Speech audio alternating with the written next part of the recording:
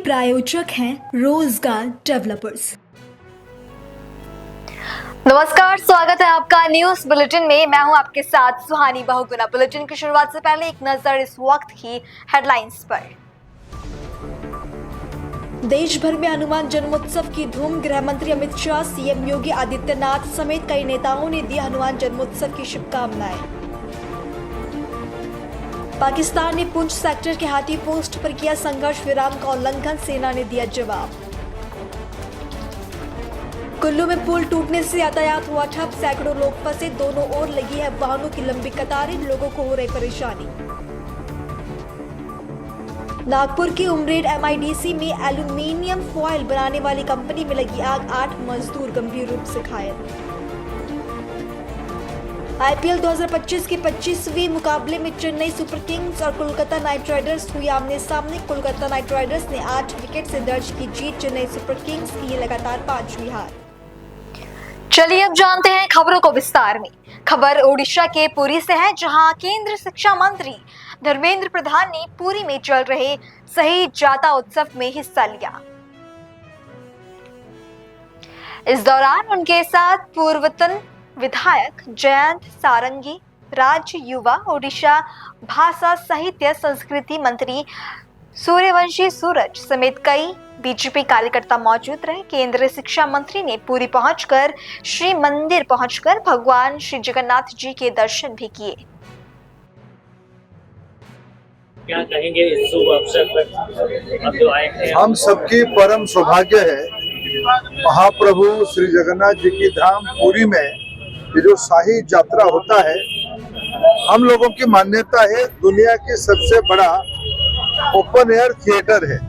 लगभग रामनवमी से लेके राम दरबार लगने तक पूरा इस 1 महीने से ज्यादा इस राम जी की इस कहानी को, इस कथा को, विभिन्न अवतार को शाही में, बस्ती बस्ती में बड़े उत्साह के साथ नौजवान मनाते हैं। इस बार उड़ीसा शासन ने प्रधानमंत्री नरेंद्र मोदी जी की आह्वान से बनी इस डबल इंजन सरकार ने यहाँ की स्थानीय मुख्यमंत्री श्री मोहन मांझी जी, और मैं धन्यवाद दूंगा उड़ीसा की संस्कृति मंत्री श्री सूर्यवंशी जी को, उन्होंने दायित्व लेके पहली बार सरकारी खजाने से पुरी की शाही यात्रा में उड़ीसा सरकार की खजाना खर्चा किया है। आने वाले दिनों में पुरी की जो 12 महीने में 13 जात, ऐसे जो परंपरा है हमारी मंदिर के आधारित जो परंपरा है, इसको और लोकाभिमुखी किया जाएगा। सरकार की दायित्व और रहेगी, समाज बढ़ चढ़ के उसकी भाग ले रहा है। मैं फिर एक बार पुरी की नागरिकों को, जगन्नाथ प्रेमी पूरा भक्त मंडली को बहुत बहुत धन्यवाद देता हूँ इस सदियों से चली आई इस परंपरा को जारी रखने के लिए। देखिए, ये शाही जात पुरी का जो सामरिक ऐतिह्य है, उसमें से बहुत लोगों के बीच, लोगों को भावों को छूने वाला शाही जात है। ये उड़ीसा का एक इंटेंजिबल हेरिटेज है, और इस बार हमारे सरकार ने अपने खजाने से 16 लाख रुपया ये शाही जात के डेवलपमेंट के लिए दिए हैं, जिसके लिए आज पुरी के आम जनता के बीच बहुत उत्साह है, उमंग है। और हमारे केंद्र के शिक्षा मंत्री धर्मेंद्र प्रधान जी भी आज घूमने आए हैं। ये अपने आप में एक बड़ी बात है। जो पुरी का जो सामरिक संस्कृति है, वो सामरिक संस्कृति को आगे लाने में ये शाही जात का भूमिका महत्वपूर्ण है। देखिए, ये प्रभु जगन्नाथ जी का लीला है। हम तो उनके भक्त हैं, उनका जो निर्देश रहेगा उसके हिसाब से दुनिया चलता है, हम वैसे ही चलते हैं। जैसे कि ये लुप्त होता जा रहा है, तो बिल्कुल देखिए, हमें होते हुए ये लुप्त हम नहीं होने देंगे, क्योंकि हमारा ये जो सरकार आया है, ये जगन्नाथ जी के आशीर्वाद से ही आया है। और जगन्नाथ जी के मंदिर को लेके, मंदिर को आधार करते हुए जितने भी ट्रेडिशनल फेस्टिवल या फिर फोक आर्ट है, उसको हम लुप्त होने के लिए नहीं देंगे। अगली खबर का रुख करेंगे। सहारनपुर के ग्राम अज्ञाना के किसान जूनियर हाई स्कूल में पावर ग्रिड जीसीआर के मदद से एक भव्य उद्घाटन कार्यक्रम आयोजित किया गया। कार्यक्रम में ग्राम अज्ञाना में 55 सोलर स्ट्रीट लाइट्स, ग्राम काजी बास में सीसी रोड, साथ ही नाले का निर्माण, तालाब का सौंदर्यीकरण और स्कूल कक्षाओं के जीर्णोद्धार पर बात की गई। चक्रोड़ के फोन करने के लिए मुझे जिताकर नहीं भेजा है, ये तो मैं बिना बात करता हूँ। सही बता रहा हूँ मैं, मेरा काम ही जो आपने मुझे दिया है उस पर मैं लगा हूँ। और 18 घंटे मैंने पिछले 3 साल में 18 घंटे इस विधानसभा में गांव-गांव कूचे-कूचे घूमकर बिना थके बिना रुके लोगों की सेवा करने का काम मैं कर रहा हूं। और साथियों, आपसे यही वादा करता हूं कि आपका भाई हूं, आपका बेटा हूं, आपका बच्चा हूं, आपके लिए 24 घंटे तत्पर हूं, आपके मान के लिए, आपके सम्मान के लिए, आपके दुख में, आपके सुख में। जो मैंने चुनाव में वादा किया था आपके साथ खड़ा और साथ खड़ा रहूंगा, कभी पीछे हटने का काम नहीं करूंगा। और साथियों, बड़ा आशीर्वाद हमें रविंद्र त्यागी जी का, चेयरमैन साहब का मिला है और ऐसे ही मिलता रहे। भगवान उनकी आयु लंबी करे और पावर ग्रिड के चेयरमैन वो बने रहे और ऐसे ही इस विधानसभा में करोड़ों की सौगात प्रत्येक वर्ष उनकी तरफ से मिलती रही। अब तो हमारे जसविंदर भाई साहब और आलोक जी ये भी हमारी मदद करेंगे। देखो सवाल होता है ना, जब मीटिंग में बैठते कहते नहीं अच्छा है जी, वो वहाँ विधायक अच्छा है जी, काम भी अच्छे हैं वहाँ, वो केयर भी करेंगे। हमें दावे से कह सकता हूँ भाई साहब, जो आप हमें देंगे उसकी केयर की जिम्मेदारी हमारी है। मैं चाहे मुझे अपनी निधि से पैसा लगाना पड़े बाद में, आपको केयर की दिक्कत नहीं आने दूंगा मैं। अभी जो चोरी हुई लाइट है, आप पूछ लो इंस्पेक्टर साहब खड़े पीछे, डंडा दिया हुआ पूरा मैंने पुलिस को, मुझे लाइट चाहिए। अब वो जो है उसका इलाज चाहिए, जिन्हें चोरी करी है दोबारा कभी चोरी ना करे। मैं धन्यवाद करता हूं पावर ग्रिड के अधिकारियों का, मैं धन्यवाद करता हूं प्रमोद भाई का, अपने चेयरमैन साहब का और यहाँ के ग्राम प्रधान जी का। देखो प्रधान बहुत होशियार है, पूरा गांव इनने धीरे धीरे सीसी करा लिया पूरा। अब भी कहा भतीजा और चेयरमैन साहब का, अब भी एक और एजेंसी है CSR की, उसका भी लेटर लिखवा के भिजवा दिया, कहने जी पूरा ही हो देगा। नए गांव वाली सड़क बन गई ना जी भाई यार, नठोड़ी वाली बन गई, इतने काम यहाँ हो गए जी। ये नठोड़ी वाली बन गई, शुक्रताल वाली बन रही है, काम चल रहा ना शुक्रताल वाली पे, तो 11 का झगड़ा बन गया, नहीं बन गया। तेरा तो जरूर कहूंगा, बैठ जाता हूं।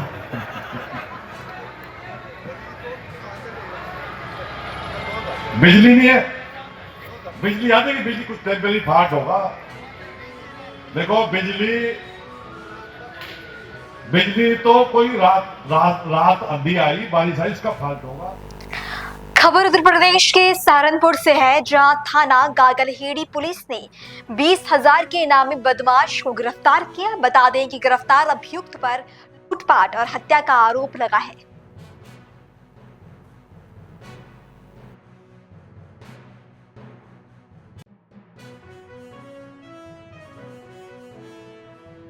थाना गागलहेड़ी पर 8 जनवरी 2025 को एक लूट की घटना हुई थी और उसके साथ ही एक अटेम्प्ट टू मर्डर की घटना भी हुई थी।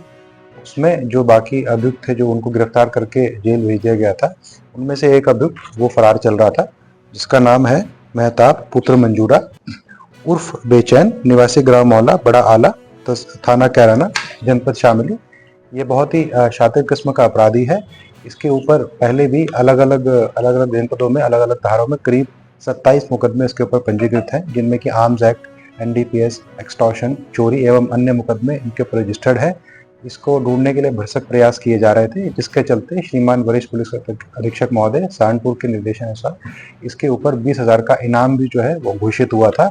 थाना गागलहेड़ी की पुलिस एवं स्वयं ASP सदर श्री मनोज यादव इसको ढूंढने के लिए काफ़ी समय से लगे हुए थे। उन्होंने फिर मैनुअल इंटेलिजेंस और टेक्निकल इंटेलिजेंस की मदद से इसको आज गिरफ्तार किया है।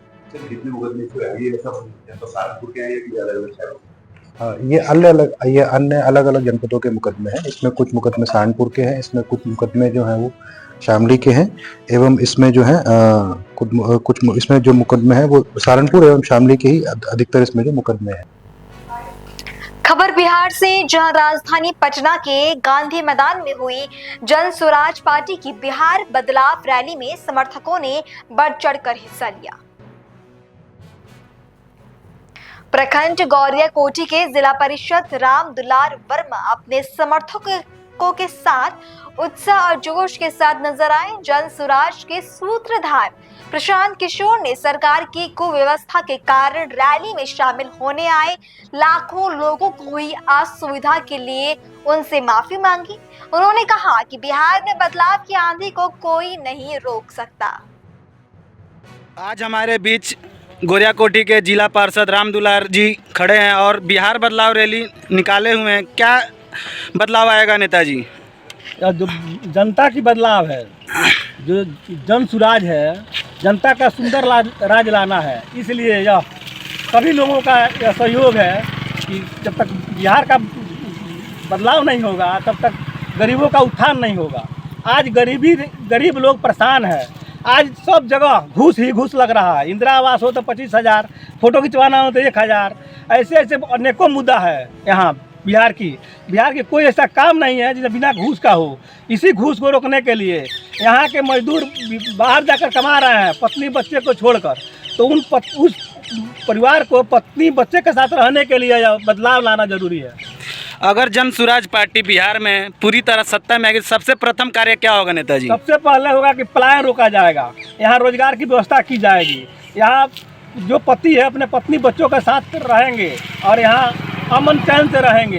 अगर पत्नी बीमार हो जाती है तो पति प्रदेश में है, उनको आते आते पत्नी का देहांत हो जाता है और वो उसी पलायन को रोकना है। तभी द्रोणाचार्य बोले थे विश्व पितामह जी से कि दुनिया में सबसे सुखी कौन है, तो बोले थे विश्व पितामह जी सबसे दुनिया में सुखी वही है जो अपने परिवार के साथ, पत्नी के साथ, बच्चे के साथ रहता है, उससे बड़ा सुखी कोई नहीं है।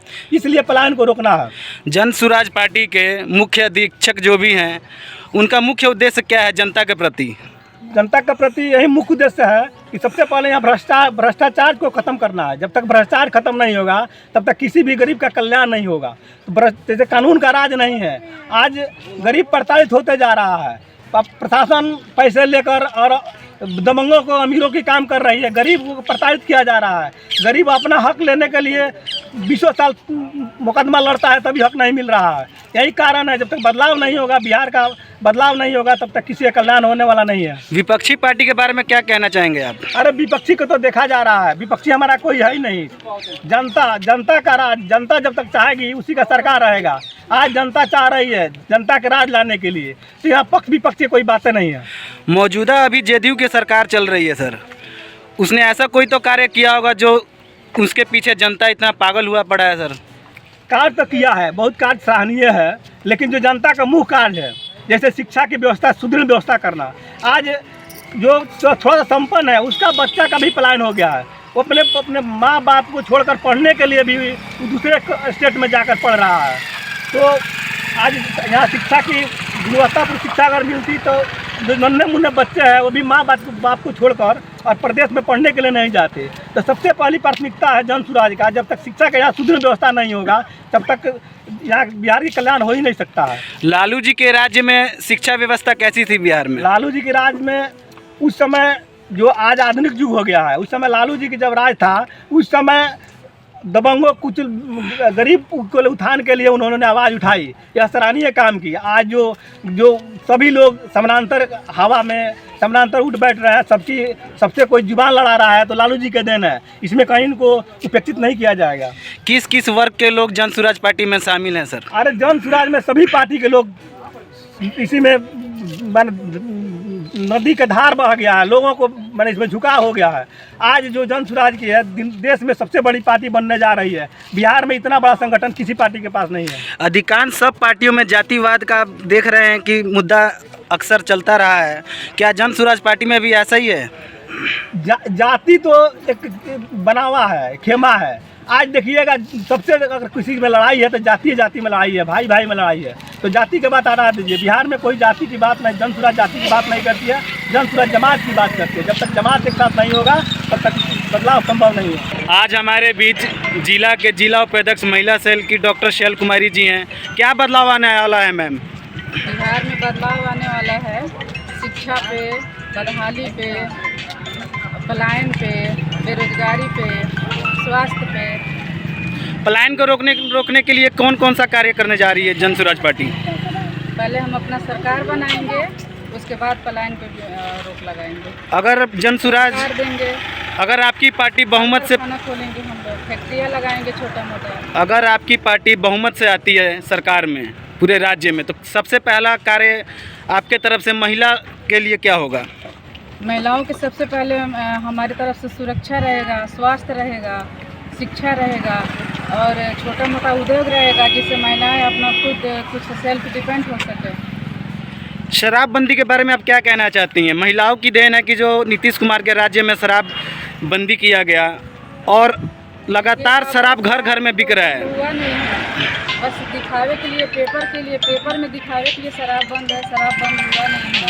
शराब तो चल रहा है, तो शराबबंदी पे रोक लगा नहीं है पूरी तरह से। अगर आपकी सरकार मिल ही रहा है, अगर आपकी सस्ता न मिल के महंगा मिल रहा है। अगर आपकी सरकार आएगी तो बिहार में शराबबंदी किस तरह पूर्ण रूप से बंद होना चाहिए? बंद होने के बाद भी शराब घर घर बिक रहा है, किस तरह रोका जाएगा इसे? अब हमारे मुखिया जो है प्रशांत किशोर जी, उनका कहना है कि शराबबंदी नहीं होगा, इससे रोजगार पे भी असर आ रहा है। खबरों का सिलसिला आगे भी जारी है। फिलहाल रुकेंगे एक छोटे से ब्रेक के लिए।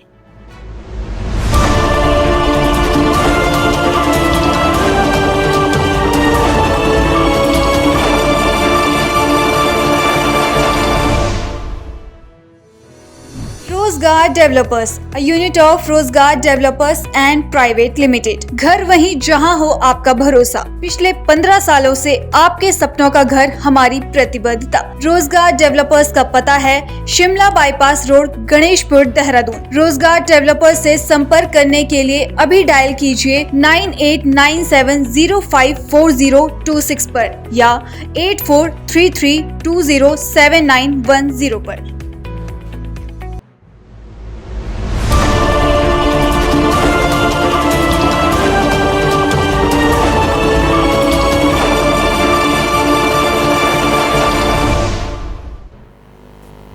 और इस छोटे से ब्रेक के बाद आपका बुलेटिन में फिर से स्वागत है।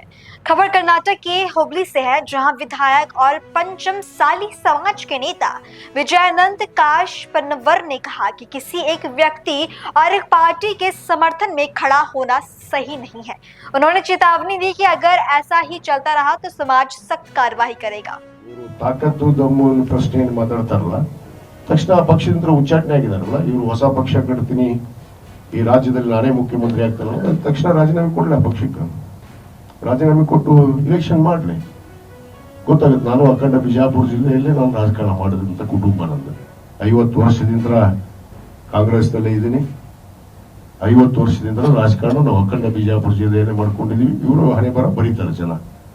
ಅದಕ್ಕೆ ಇವತ್ತು ನಾವು ಗುರುಗಳಿಗೆ ಕೂಡ ಈಗೇನು ನಮ್ಮ ಅಧ್ಯಕ್ಷರಾದಿಯಾಗಿ ಎಲ್ಲರೂ ಸೂಕ್ಷ್ಮವಾಗಿ ಅವ್ರಿಗೆ ಹೇಳ್ತಾ ಇದ್ದೀವಿ, ಈ ರೀತಿ ನಡೆಗಳನ್ನು ತಾವು ನಿಲ್ಲಿಸದೇ ಇದ್ರೆ ನಾವು ಮುಂದಿನ ನಿರ್ಣಯವನ್ನು ತೆಗೆದುಕೊಳ್ಬೇಕಾಗುತ್ತೆ. ಅದಕ್ಕೆ ನಮ್ಮ ಇನ್ನೂ ಅನೇಕ ಜನಪ್ರತಿನಿಧಿಗಳಿದ್ದಾರೆ, ಮುರುಗೇಶ್ ನಿರಾಣಿ ಅವರಿರ್ಬೋದು, ನಮ್ಮ ಕಳಕಪ್ಪ ಬಂಡಿ ಅವರಿರ್ಬೋದು, ಅನೇಕ ನಮ್ಮ ಹಿರಿಯ ನಾಯಕರನ್ನ ಸಂಪರ್ಕಿಸಿ ನಾವೆಲ್ಲ ಸಭೆಯನ್ನು ಮಾಡಿ ಮುಂದಿನ ನಿರ್ಣಯವನ್ನು ನಾವು ಕೈಗೊಳ್ತೇವೆ. ಯಾಕಂದ್ರೆ ಸಮಾಜ ಬಹಳ ದೊಡ್ಡದು. ಸಮಾಜ ಅನ್ನೋದು ಒಗ್ಗಟ್ಟಾಗಿರ್ಬೇಕು. ನಮ್ಗೆ 2 ಪೀಠ ಇರ್ಬೋದು, ಆದರೆ ಸಮಾಜಕ್ಕೆ ನಾನು ಬಹಳ ಸಾರಿ ಹೇಳ್ತೀನಿ, ಪಂಚಮಸಾಲಿ ಸಮಾಜ ಅನ್ನೋದು ಬಹಳ ದೊಡ್ಡದು. ಆ ಸಮಾಜ ಒಗ್ಗಟ್ಟಾಗಿರ್ಬೇಕು. ಸಮಾಜದ ಗುರುಗಳನ್ನ ಬಿಗಾಸ್ ಮಾಡೋಣ, ಆದ್ರೆ ಗುರುಗಳು ಕೂಡ ಅವ್ರ ನಡೆಗಳು ಸರಿಯಾಗಿರ್ಬೇಕಲ್ಲ, ಅದನ್ನ ನೆನೆಸುವಂತ ಹಕ್ಕು ಸಮಾಜಕ್ಕಿದೆ, ಸಮಾಜದ ಹಿರಿಯರಿಗಿದೆ, ಅದು ಧರ್ಮದರ್ಶಿಗಳಿಗೂ ಇದೆ. ಅದನ್ನ ನಾವು ಇವತ್ತು ಹೇಳ್ತಾ ಇದ್ದೀವಿ ಅವ್ರಿಗೆ ಸೂಕ್ಷ್ಮವಾಗಿ. ಅವ್ರು ತಿಳ್ಕೊಳ್ಳೋದೇ ಇದ್ರೆ ಮುಂದೆ ನಮ್ಮ ಎಲ್ಲ ಸಮಾಜದ ಹಿರಿಯರು ಜನಪ್ರತಿನಿಧಿಗಳು ಏನ್ ನಿರ್ಣಯ ಮಾಡ್ತಾರ ಅದನ್ನು ಖಂಡಿತವಾಗಿ ತೆಗೆದುಕೊಳ್ಳುವಂತ ಕೆಲಸ ಮಾಡ್ತೀವಿ ಅನ್ನೋ ಒಂದು ಮಾತನ್ನು ಈ ಸಂದರ್ಭದಲ್ಲಿ ಹೇಳಕ್ಕೆ ಇಚ್ಛೆಪಡ್ತೇನೆ. ಹೇಳಿದ್ರೆ ನಮ್ಮ ಹಿರಿಯರು 1 ವಾರದಲ್ಲಿ ನಾವು ಒಂದು ಜನಪ್ರತಿನಿಧಿಗಳ ಸಭೆಯನ್ನ ಮತ್ತು ಎಲ್ಲ ಪಕ್ಷದ ಮುಖಂಡರು ಮತ್ತು ಅದ್ರ ಜೊತೆಗೆ ಸಮಾಜದ ಹಿರಿಯರು, PC ಸಿದ್ದನಗೌಡರು ಇದಾರ, ಯಾಕಂದ್ರೆ ಸಂಸ್ಥಾಪಕರು ಎಲ್ಲರೂ, AB ಪಾಟೀಲ್ ಸಾಹೇಬ್ರು ಇದಾರ, ಅನೇಕ ಜನ ಅದಾರ.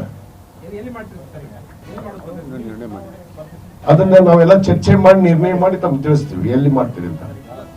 ಅಡಿಯಲ್ಲಿ ಹೋಗಿ ಗುರುಗಳು ಮಾತಾಡುವಂಥದ್ದು ಬಗ್ಗೆ ನಾನು ಖಂಡಿಸಿದ್ದೆ. ಯಾಕಂದ್ರೆ ಗುರುಗಳಾದಂಥವ್ರು ಸಮಾಜವನ್ನು ಸಂಘಟಿಸುವಂಥದ್ದು, ಸಮಾಜವನ್ನು ಧರ್ಮವನ್ನು ಗುರುತಿಸಿ ಸಮಾಜಕ್ಕೆ ಇವತ್ತು ಏನು ಅವಶ್ಯಕತೆ ಅನ್ನೋದನ್ನು ಚಿಂತನೆಯನ್ನು ಮಾಡುವಂಥದ್ದು. ಆದರೆ ಎಲ್ಲೋ ಒಂದು ಕಡೆಗೆ ಒಬ್ಬ ವ್ಯಕ್ತಿ ಹಿಂದೆ ನಿಂದಿರುವಂಥದ್ದು ಸರಿಯಲ್ಲ ಅನ್ನೋ ಮಾತನ್ನು ನಾವು ಹೇಳಿದ್ದೇವೆ. ಈಗೂ ಕೂಡ ನಮ್ಮ ಅದೇ ಒಂದು ನಿಟ್ಟಿನಲ್ಲಿ ನಾವೆಲ್ಲ ಹಿರಿಯರು ಚರ್ಚೆ ಮಾಡಿ ಇವತ್ತೇನು ಈಗ ನಮ್ಮ ನೀಲಕಂಠ ಸೂಟಿ ಸಾಹೇಬರು, ಮೋಹನ್ ನಿಂಬಿಕಾಯಿ ಅವರು ಹೇಳಿದ ಹಾಗೆ ನಾವು ಎಲ್ಲ ಧರ್ಮದರ್ಶಿಗಳು ಇರ್ಬೋದು, ಜನಪ್ರತಿನಿಧಿಗಳು, ಎಲ್ಲ ಪಕ್ಷದವರು ನಾವು ಇದ್ದೀವಿ. ಇದು ಒಂದೇ ಪಕ್ಷಕ್ಕೆ ಸೀಮಿತವಾದಂಥದ್ದಲ್ಲ. ಎಲ್ಲರೂ ಕೂಡಿ ಅದನ್ನು ಚರ್ಚಿಸಿ ಮುಂದಿನ ನಿರ್ಧಾರಗಳಿಗೆ ನಾವು ಮಾಡೋದಕ್ಕೆ ನಾವೆಲ್ಲ ಒಂದು ಸಭೆಯನ್ನು ಮಾಡಿ, ಜನಪ್ರತಿನಿಧಿ ಸಭೆಗಳನ್ನು ಮಾಡಿ ಇದರ ವಿಚಾರವನ್ನು ತಮ್ಗೆ ತಿಳಿಸುವಂಥ ಕೆಲಸ ನಾವು ಮಾಡ್ತೀವಿ. ಆದರೆ ವೈಯಕ್ತಿಕವಾಗಿ ಇವತ್ತು ನನಗೆ ಭಾಳಷ್ಟು ನೋವಾಗಿದ್ದು ಸಂಗತಿ ಏನಂದ್ರೆ, ನಮ್ಮ ಸಂಸ್ಥಾಪಕ ಅಧ್ಯಕ್ಷರು, ಈ ಒಂದು ಟ್ರಸ್ಟಿನ ಅಧ್ಯಕ್ಷರಾದಂಥ ಪ್ರಬನ್ನ ಹುಂಚಿಕಟ್ಟಿಯವರ ಬಗ್ಗೆ ಬಹಳ ಕೀಳ ಮಟ್ಟದಲ್ಲಿ ಅವೇಚ ಶಬ್ದಗಳಿಂದ ಮಾತಾಡಿದ್ದು ಕೂಡ ನಾನು ಖಂಡಿಸಿದ್ದೀನಿ. ಈಗಾಗಲೇ ನಾನು ಖಂಡಿಸಿದ್ದೀನಿ. ಯಾಕಂದ್ರೆ ಸಮಾಜವನ್ನು ಕಟ್ಟುವಂಥ ಸಂದರ್ಭದಲ್ಲಿ ಬಹುತೇಕ ಇವತ್ತೇನು ಮಾತಾಡ್ತಾ ಇದ್ದಾರೆ ಪ್ರಬನ್ನ ಹುಂಚಿಕಟ್ಟಿಯವರ ಬಗ್ಗೆ, ಅವ್ರ ಹೆಸರು ತೊಗೊಳಕ್ಕೆ ಹೋಗೋದಿಲ್ಲ, ನನಗೂ ಇಷ್ಟ ಇಲ್ಲ. ಅವ್ರು ನಮ್ಮ ಹೆಸರು ತೊಳೋಗಿಲ್ಲ ಅಂತ ನಾವು ತೊಳೋದಿಲ್ಲ. ಅವ್ರು ಯಾವ ಭಾಷೆಯನ್ನು ಬಳಸ್ತಾರ ಅದರ ಆ ಭಾಷೆ ನಮಗೂ ಕೂಡ ಬರುತ್ತೆ ಬಳಸಕ್ಕೆ. ಯಾರು ಮಾತಾಡಿದರೆ ತಮ್ಮ ಮಾಧ್ಯಮದಲ್ಲೇ ಬಂದಿದೆ, ಅದಕ್ಕೆ ನಾವು ಹೆಸರು ಹೇಳಕ್ಕೆ ಹೋಗೋದಿಲ್ಲ. ಅವ್ರಿಗೆ ಈಗಾಗಲೇ ನಾನು ಹೇಳಿದ್ದೀನಿ, ಮಾಧ್ಯಮದ ಮುಖಾಂತರನೂ ಉತ್ತರ ಕೊಟ್ಟಿದ್ದೀನಿ. ಅವರು ಹಂದಿ, ನರಿ, ನಾಯಿ ಅಂತ ಅನ್ನೋದು ಭಾಷೆ ಉಪಯೋಗ ಮಾಡ್ತಾರೆ ಸಹಜವಾಗಿ. ಅವ್ರ ಸಂಸ್ಕೃತಿನೇ ಅದು, ಅವ್ರ ಸಂಸ್ಕಾರ ಕೂಡ ಅದೇ. ಇಂಥ ಸಂಸ್ಕಾರವನ್ನು ನೋಡಿನೇ ಅವರ ಪಕ್ಷದವರೇ ಅವ್ರನ್ನ ಉಚ್ಚಾಟನೆ ಮಾಡಿದ್ದಾರೆ. ಇವರ ಇಂತಹ ಸಂಸ್ಕೃತಿ ಸಂಸ್ಕಾರ ಇರೋದಕ್ಕೆ ಇವ್ರನ್ನ ಉಚ್ಚಾಟನೆಯನ್ನು ಮಾಡಿದ್ದಾರೆ. ಇವತ್ತು ಸಮಾಜದಲ್ಲಿ ಕೂಡ ಗೊಂದಲವನ್ನು ಸೃಷ್ಟಿ ಮಾಡಿದ್ದಾರೆ. ಏನು ಸ್ವಯಂ ಘೋಷಿತ ನಾಯಕ, ಬಹಳ ಸ್ಪಷ್ಟವಾಗಿ ಹೇಳ್ತೀನಿ, ಸ್ವಯಂ ಘೋಷಿತ ನಾನೇ ಮುಂದಿನ ಮುಖ್ಯಮಂತ್ರಿ, ನಾನೇ ಈ ರಾಜ್ಯದ ಅಧಿಪತಿ, ನಾನೇ ಈ ಸಮಾಜದ ನಾಯಕ ಕೂಡ ಅಂತ ನುಗ್ಗಿಸ್ಕೊಂಡು ಹೋಗ್ತಾ ಇದ್ದಾರೆ. ಮತ್ತು ಗುರುಗಳು ಕೂಡ ಅವರು ನಾವು ಒಬ್ಬರೇ ಗುರುಗಳು ಹೇಳದಂಗೆ ಸಮಾಜ ಕೇಳಬೇಕು ಇಲ್ಲ, ಸಮಾಜ ಕೇಳೋದಿಲ್ಲ. ನಾನು ಬಹಳ ಸ್ಪಷ್ಟವಾಗಿ ಉತ್ತರ ಕೊಡ್ತೀನಿ, ಸಮಾಜ ಕೇಳೋದಿಲ್ಲ. ಗುರುಗಳನ್ನು ಮಾಡಿದ್ದು ಸಮಾಜ ದುಡ್ದು, ಸಮುದಾಯ ದುಡ್ದು. ಆ ಸಮುದಾಯಕ್ಕೆ ತಕ್ಕನಾಗಿ ನಡಿಬೇಕು. ಗುರುಗಳಾದವರು, ಜನಪ್ರತಿನಿಧಿಗಳಾದವರು ಕೂಡ ಆ ಸಮಾಜದ ಒಂದು ಕಟ್ನಿಟ್ಟಲ್ಲಿ ನಾವು ನಡೆಯುವಂಥವ್ರು ಆಗ್ಬೇಕು. ಅದನ್ನು ಬಿಟ್ಟು ಇವರು ವೈಯಕ್ತಿಕವಾಗಿ ಬೆಂಬಲಿಸುವಂಥದ್ದು, ವೈಯಕ್ತಿಕವಾಗಿ ಇವರೆಲ್ಲಿದ್ರು ಅವರೆಲ್ಲಿದ್ರು ಅನ್ನೋದಕ್ಕೆ ನಾವೆಲ್ಲರೂ ಸಾಕ್ಷಿ ಇದ್ದೀವಿ. 2008ರಲ್ಲಿ ಇವ್ರನ್ನ ಈ ಪೀಠದ ಗುರುಗಳನ್ನಾಗಿ ಮಾಡೋದಕ್ಕೆ ಇದೆಲ್ಲ ಕೂತಂತವ್ರು ಬಹಳಷ್ಟು ಸ್ಮರಿಸಿದ್ದಾರೆ. ಯಾಕಂದ್ರೆ ಅವತ್ತಿನ ಪರಿಸ್ಥಿತಿ ಬಗ್ಗೆ ಬಹಳಷ್ಟು ಚರ್ಚೆ ಮಾಡಕ್ ಹೋಗೋದಿಲ್ಲ. ಅವತ್ತಿನ ಪರಿಸ್ಥಿತಿ ಅನುಗುಣವಾಗಿ ನಾವೆಲ್ಲ ಕೂಡಲ ಸಂಘಕ್ಕೆ ಪೀಠ ಆಗ್ಬೇಕು ಅಂತ ಹೇಳಿ ನಮ್ಮ ಎಲ್ಲ ಹಿರಿಯರ ಒಂದು ಸಂಕಲ್ಪ ಇತ್ತು. ಅದರಲ್ಲಿ ನಮ್ಮ ತಂದೆಯವರಾದಂತಹ SR ಕಾಶ್ಯಪ್ನವರು ಕೂಡ ಒಂದು ಸಂಕಲ್ಪದ ಮೇರೆಗೆ ನಮ್ಮ ಪ್ರಬನ್ನ ಹುಂಚಿಕಟ್ಟಿ ಸಾಹೇಬರು ಮತ್ತು ಅಸೂಟಿಯವರು ಇಲ್ಲ ಕೂಡಲ ಸಂಘಕ್ಕೆ ಪೀಠ ಆಗಲಿ ಅಂತ ಹೇಳಿ ಬಹಳಷ್ಟು ಜನ ಹಾವೇರಿಗೆ ಮಾಡೋಣ, ಹರಿಹರಕ್ಕೆ ಮಾಡೋಣ, ಬೇರೆ ಬೇರೆ ಕಡೆ ಚಿಂತನೆ ಇತ್ತು. ಆದರೂ ಕೂಡ ಅದು ಕೂಡಲ ಸಂಘ ಅನ್ನೋದು ಒಂದು ಬಹಳ ಪವಿತ್ರವಾದ ಕ್ಷೇತ್ರ, ಅದು ನನ್ನ ಮತಕ್ಷೇತ್ರ. ಯಾಕಂದ್ರೆ ಕೂಡಲ ಸಂಘ ಅಂದ್ರೆ ಬಸವಣ್ಣನವರ ಐಕ್ಯ ಭೂಮಿ. ಆ ನಿಟ್ಟಿನಲ್ಲಿ ಆ ಒಂದು ಜಾಗದಲ್ಲಿ ನಮ್ಮ ಪೀಠ ಇದ್ರೆ ಒಂದು ಶಕ್ತಿಯುತವಾಗಿ, ಯಾಕಂದ್ರೆ ಉತ್ತರ ಕರ್ನಾಟಕದಲ್ಲಿ ಅತ್ಯಂತ ಸುಮಾರು 140ಕ್ಕೂ ಹೆಚ್ಚು ಕ್ಷೇತ್ರದಲ್ಲಿ ಏನು ನಿರ್ಣಾಯಕದ ಹಂತದಲ್ಲಿ ಇರುವಂತ ನಮ್ಮ ಸಮಾಜ, ಆ ಸಮಾಜಕ್ಕೆ ಅನುಕೂಲ ಆಗತ್ತಾ ಈ ಕಡೆ ಇರಲಿ ಅಂತ ಹೇಳಿ ನಾವೆಲ್ಲರೂ ಹಿರಿಯರು ಚಿಂತನೆ ಮಾಡಿ ಅದನ್ನ ಪೀಠವನ್ನು ಮಾಡಿದ್ವಿ. ಆದ್ರೆ ಇತ್ತೀಚೆಗೆ ಗುರುಗಳು ಪಕ್ಷಾತೀತ ಇದ್ದವರು ಒಂದು ಪಕ್ಷಕ್ಕೆ ಸೀಮಿತ ಆಗಿದ್ದಾರೆ ಅನ್ನೋದು ಬಹಳ ಸ್ಪಷ್ಟವಾಗಿ ಗೊತ್ತಾಗಿದೆ.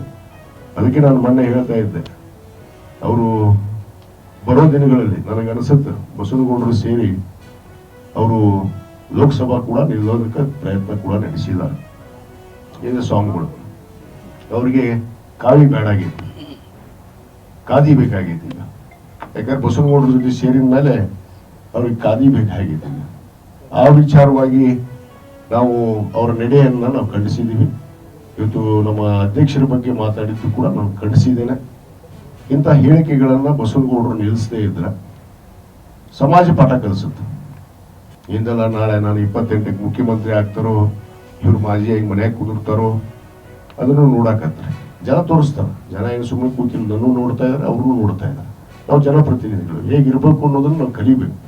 ಅದನ್ನು ಬಿಟ್ಟು ಬಾಯಿಗೆ ಬಂದಂಗೆ ಸಮಾಜದವ್ರಿಗೂ ಮಾತಾಡ್ತಾರ, ಸಮಾಜದ ಧರ್ಮಗುರುಗಳ ಬಗ್ಗೆಯೂ ಮಾತಾಡ್ತಾರ, ಸಮಾಜದ ಅಧ್ಯಕ್ಷರ ಬಗ್ಗೆಯೂ ಮಾತಾಡ್ತಾರ, ಎಲ್ಲರ ಬಗ್ಗೆಯೂ ಕೇಳುವಾಗಿ ಮಾತಾಡುವಂಥದ್ದು. ಹಂದಿ ಅನ್ನೋದು, ನರಿ ಅನ್ನೋದು, ನಾಯಿ ಅನ್ನೋದು ಇವರು ಸಂಸ್ಕೃತಿ.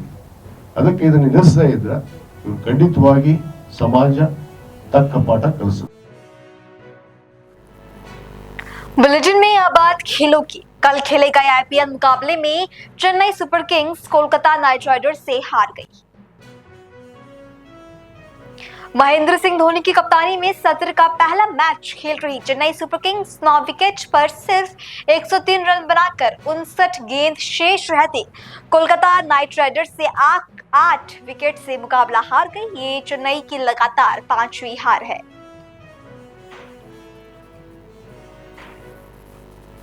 भारत ने एशिया के सबसे बड़े फुटबॉल टूर्नामेंट AFC एशियाई कप की मेजबानी के लिए दावा पेश किया। भारतीय फुटबॉल महासंघ ने 2031 में होने वाले इस टूर्नामेंट के आयोजन के लिए एशियाई फुटबॉल महासंघ के समक्ष आशाई पत्र दाखिल किया है। भारत ने तीरंदाजी विश्व कप के चरण 1 में अपना तीसरा पदक पक्का कर लिया है। ज्योति सुरेख, वेनम और ऋषभ यादव की कंपाउंड मिश्रित टीम ने स्लोवेनिया को हराकर फाइनल में प्रवेश कर लिया है। आपको बता दें कि ये स्पर्धा हाल ही में लॉस एंजलिस 2028 ओलंपिक में शामिल की गई। इंग्लैंड के दिग्गज क्रिकेटर जेम्स एंडरसन को नाइटहुड की उपाधि से सम्मानित किया गया। एंडरसन टेस्ट क्रिकेट में 704 विकेट लेकर श्रीलंका के मुरलीधरन और ऑस्ट्रेलिया के शेन वॉर्न के बाद तीसरे नंबर पर है। आपको बता दें कि मुरली के 800 और वॉर्न के 708 विकेट हैं। और वहीं भारत ने बिली जीन किंग महिला टेनिस में ताइवान को 2-1 से हराकर लगातार अपनी तीसरी जीत हासिल की। ओशियनिया ग्रुप 1 से भारत ने प्लेऑफ की संभावनाओं को मजबूत किया है।